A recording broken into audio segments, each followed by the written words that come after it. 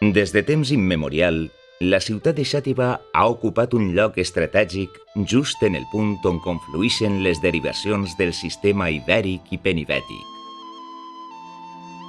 Allí on s'encreuen els camins i les cultures es confonen, emergeix majestuosa la figura d'un castell imponent de més de mig quilòmetre de longitud, situat a més de 300 metres sobre el nivell del mar.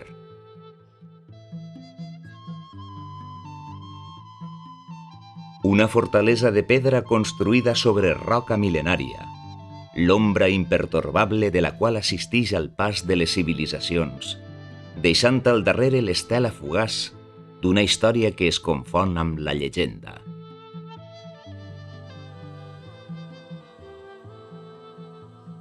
Els invitem que ens seguisquen en este passeig per la història.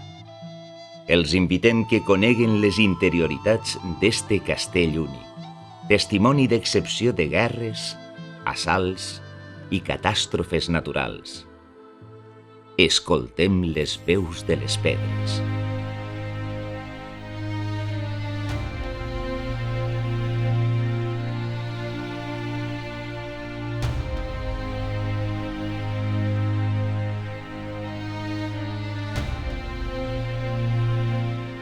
Es diu que la importància estratègica del castell ve donada per la seva situació en la via Augusta o Heràclea que, des de Roma, passant pels Pirineus i baixant per la costa, es dirigia a Cartagena i Cadis. Alguna cosa semblant a allò que en diríem corredor mediterrani i que servia al trànsit de persones i mercaderies, però també a l'encreuament de civilitzacions. Encara que hi ha afirmacions que fan pensar en una fortificació d'un temps anterior, la veritat és que serà durant l'època musulmana quan el castell adquirisca la configuració actual, coincidint amb el fet que la ciutat fora cap de districte d'una província musulmana. Després de diverses baralles entre diferents faccions musulmanes, el rei Jaume I entra en la ciutat de Xàtiva el diumenge 22 de maig de 1244, després de 5 mesos d'assetjament, passant així a prendre plena possessió del castell. Estem parlant aleshores d'un enclavament del màxim valor estratègic, d'una talaia desitjada com a punt de defensa i atac, valorat en conflictes posteriors, com les revoltes de les Germanies, la guerra de successió o les guerres carlines. Un tresor arquitectònic d'extraordinària bellesa que mai va perdre la seva verdadera funció. Però com és el castell? Quins secrets es guarden als seus murs? El castell de Xàtiva són en realitat dos fortificacions que s'estenen de llevant a ponent en la cima d'una muntanya, unides per potents estructures militars. Des de l'una i l'altra fortalesa descendixen les muralles que tancaven la ciutat altomedieval, protegint així el nucli històric de la ciutat. Així, doncs, iniciarem la nostra marxa des de la plaça d'Armes. Una vegada hem deixat de banda la porta Ferrisa, on antany va estar la porta de ferro que protegia l'entrada al castell. La plaça d'Armes és un ampli pati central, als flancs de la qual es troben situats el castell menor i el castell major. Si volguérem eixir de pressa del castell, ho faríem per la porta dels Socors, una altra porta principal del castell que ix a la vall de Bisquert. Eixida d'emergència on va trobar la mort el senyor de Sumacàrcer i de l'Alcúdia, Lluís Crespí, en 1521 a mans dels agermanats.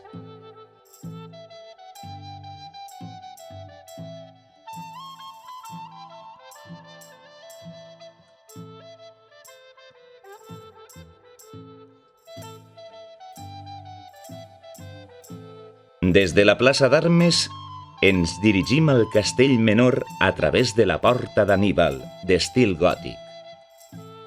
Conta la llegenda que va ser el general cartaginès i va accedir a través d'este portal a l'interior del castell, entrada per la qual va accedir el també general romà Escipió durant la Segona Guerra Púnica. Una porta digna d'alts dignataris militars. Ja en l'interior sorprèn la sòbria fortificació que envolta el castell menor, flanquejat per 5 torres de singular bellesa, cadascuna amb la seua personalitat, cadascuna amb la seua funció defensiva. Des de la torre quadrada del castell menor pareix endevinar-se en el silenci la remor de la batalla. Més singular és la torre gòtica. Considerada la segona porta d'este castell menor, va ser reparada en el segle XV guardant un equilibri entre la seua expressió artística i la seua funció defensiva. La seua ubicació en colze dins de la torre és característica dels castells i ciutats musulmanes, que dificultaven d'esta manera l'entrada als assaltants d'extramurs.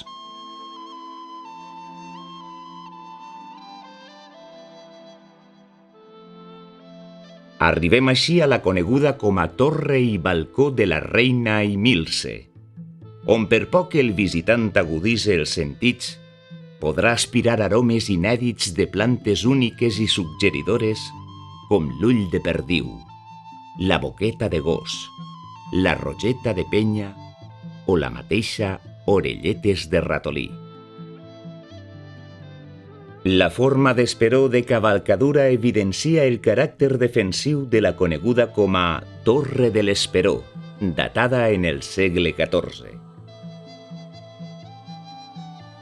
I finalment, des de l'alt de la nostra posició, avistem en l'horitzó les conegudes Torres Albarranes. Es tracta de construccions fortificades, construïdes fora de la muralla del castell i que els habitants feien servir com a punts d'observació i reforç defensiu del flanc est.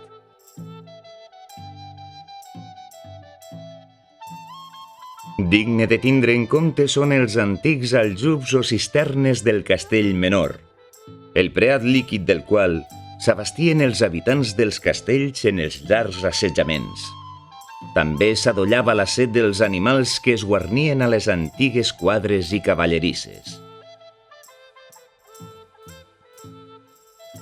Esta qüestió d'intendència que es poguera considerar menor als ulls actuals no és per a res una qüestió menor. Si l'aigua és important per a la vida, a l'interior d'un castell, ubicat a 300 metres d'altitud sobre el nivell del mar, es converteix en el bé més preat.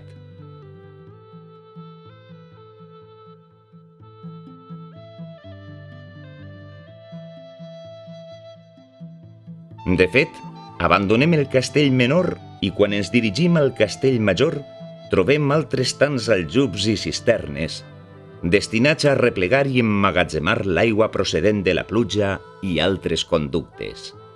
No ens sorprèn, per tant, que inclús la primigènia entrada al castell major, pròxima a la capella moderna de Sant Jordi, compte amb una cisterna d'aigua.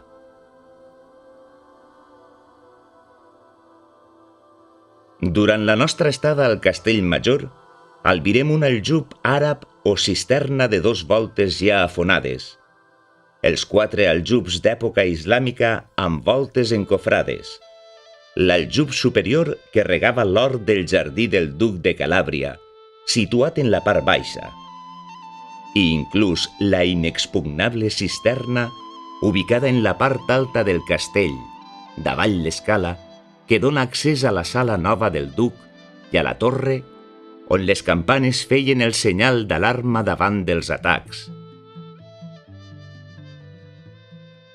De la mateixa manera que el castell menor consolida les seues defenses entorn de les seues torres, el castell major guarda una simetria defensiva semblant. Abans d'arribar a la segona porta del castell major, el paviment de la qual en forma d'espiga ens recorda a l'època romana, descobrim molt a prop la famosa Torre Redona, junt amb altres dependències que servien de guarnició als soldats.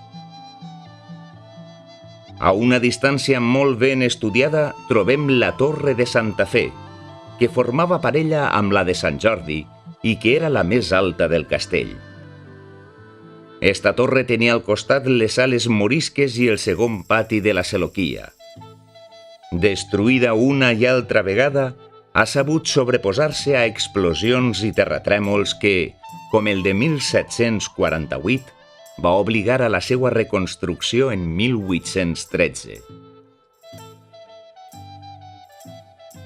La Torre de Sant Jordi representa una de les dues torres més altes del castell. Utilitzada a la seva part baixa com a presó, també mostra les cicatrius ocasionades pel terratrèmol de 1748 i el devastador efecte de les invasions napoleòniques.